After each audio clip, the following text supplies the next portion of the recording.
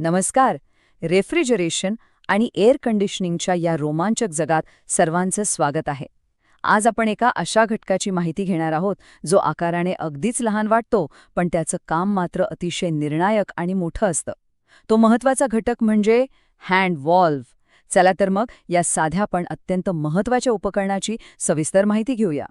पितळेपासून बनवलेला हा hand valve आणि त्याच्यावर असणारं ते ठळक लाल रंगाचं हँडल हे पाहिल्यावर साहजिकच एक प्रश्न पडतो. असा हा एकच छोटासा घटक संपूर्ण हर्मॅटिकली सीलबंद सिस्टमची सुरक्षता आणि तिची कार्यक्षमता कशी काय बरं राखत असेल? अगदी एका मोठ्या कोड्यासारखंच आहे नाही, पण याचंच उत्तर आज आपल्याला मिळवायचं आहे. विभाग 1. Hand valve. एक प्राथमिक ओळख. तर सर्वात आधी एक अतिशय महत्त्वाची गोष्ट स्पष्ट करूया. अनेकदा इंडस्ट्रीमध्ये काम करताना लाईन व्हॉल्व्ह असा शब्द कानावर पडतो. आता हा लाईन व्हॉल्व्ह म्हणजे दुसरं तिसरं काही नसून आपला हँड व्हॉल्व्हच आहे बरं का. ही दोन्ही नावं एकाच उपकरणाची आहेत. सिस्टीमवर कोणतीही दुरुस्ती किंवा प्रक्रिया करायची असेल तर हा व्हॉल्व्ह हर्मेटिक कंप्रेसरच्या चार्जिंग लाईनला जोडणं अगदी मस्ट म्हणजे अत्यंत आवश्यक असतं. तो जोडल्याशिवाय पुढचं कोणतंच काम सुरू होऊ शकत नाही. विभाग 2. व्हॉल्व्हची रचना आणि त्याचे भाग. आता ह्याच्या रचनेकडे थोडं बारकाईने लक्ष दिलं तर एक गोष्ट लक्षात येते.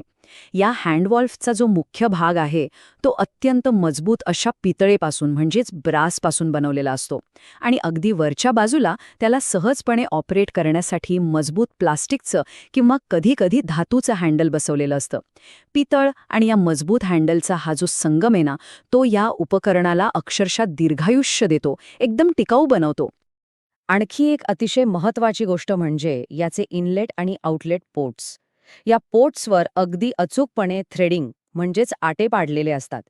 हे थ्रेडिंग विशेषतः फ्लेअर कनेक्शन अगदी सुरक्षितपणे करता यावं यासाठीच डिझाईन केलेलं असतं.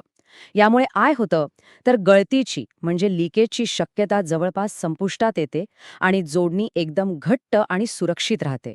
विभाग 3. ऑपरेशन, उघडणे आणि बंद करणे. आता हे उपकरण कसं काम करतं ते बघूया. याचं मेकॅनिझम तसं अतिशय साधं आहे, पण तितकंच महत्त्वाचं सुद्धा आहे. ते हँडल घड्याळाच्या काट्यांच्या दिशेने म्हणजेच क्लॉकवाईज फिरवलं की हा व्हॉल्व्ह अगदी घट्ट बंद होतो. आणि याच्या अगदी उलट जर ते घड्याळाच्या काट्यांच्या विरुद्ध दिशेने म्हणजेच अँटी क्लॉकवाईज फिरवलं तर व्हॉल्व्ह उघडतो. गॅसच्या प्रवाहावर नियंत्रण ठेवण्याचं हे तंत्र ऐकायला किती सोपं वाटतं ना, पण ते 100% प्रभावी आहे. विभाग 4. मुख्य उपयोग.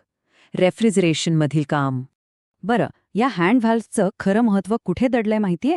तर ते या 4 अतिशय गंभीर आणि अत्यावश्यक प्रक्रियांमध्ये. त्या म्हणजे प्रेशर टेस्टिंग, लीक टेस्टिंग, व्हॅक्युमिंग आणि गॅस चार्जिंग. या 4ही महत्त्वाच्या प्रक्रियांसाठी हँड व्हॉल्व्ह हाच एक सुरक्षित मार्ग आहे. असं समजा की संपूर्ण सिस्टीमच्या दुरुस्ती आणि देखभालीसाठी हा व्हॉल्व्ह अक्षरशः एका मुख्य प्रवेशद्वारासारखं म्हणजे मेन गेटसारखं काम करतो. तो नसेल तर आत जाणं अशक्यच. विभाग 5. प्रकार आणि प्रमाणित आकार. जशी सिस्टीमची गरज असेल आणि जशी त्या रचनेची गुंतागुंत असेल त्याप्रमाणे हँड व्हॉल्व्ह मुख्यत्वे 2 प्रकारांमध्ये उपलब्ध असतात. एक म्हणजे 2 वे आणि दुसरा म्हणजे 3 वे कॉन्फिगरेशन. सिस्टीमचा आकार आणि तिची व्याप्ती लक्षात घेऊन यापैकी अगदी अचूक अशा व्हॉल्व्हची निवड केली जाते. आता आकाराबद्दल बोलायचं झालं तर या पूर्ण इंडस्ट्रीमध्ये हँड व्हॉल्व्हचे काही ठराविक स्टँडर्ड आकारच वापरले जातात. ते आकार म्हणजे 1/4 इंच, 3/8 इंच, 1/2 इंच आणि 5/8 इंच. हे सगळे विशिष्ट आकार वेगवेगळ्या क्षमतेच्या आणि वेगवेगळ्या प्रकारच्या सिस्टम्ससाठी अगदी प्रमाणबद्ध तयार केलेले असतात. पण या सर्व आकारांमध्ये एक असा खास आकडा आहे जो खऱ्या अर्थाने या क्षेत्रातला चॅम्पियन आहे. आणि तो आकडा म्हणजे 1/4 इंच म्हणजेच 1/4 इंच.